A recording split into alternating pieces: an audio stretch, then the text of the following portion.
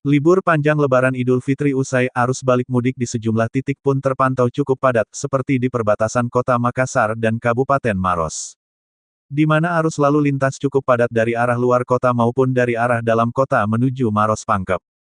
Berdasarkan pantauan tim Fajar TV, Senin sore tanggal 15 April tahun 2024 kondisi arus lalu lintas di perbatasan kota, tepatnya di Simpang 5 Mandai dan Tol Insinyur Sutami, cukup padat oleh kendaraan roda 4 dan roda 2, dari arah kota Makassar menuju Maros Pangkep, begitupun arah dari Maros memasuki kota Makassar. Kepadatan tersebut telah terjadi sejak 3 hari terakhir pasca libur panjang Idul Fitri.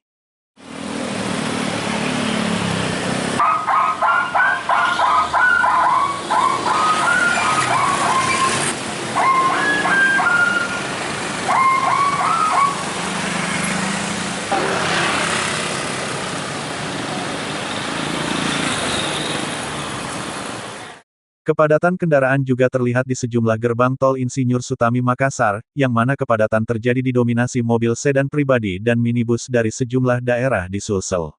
Ira Fajar TV Fajar Radio melaporkan. Terima kasih telah menonton.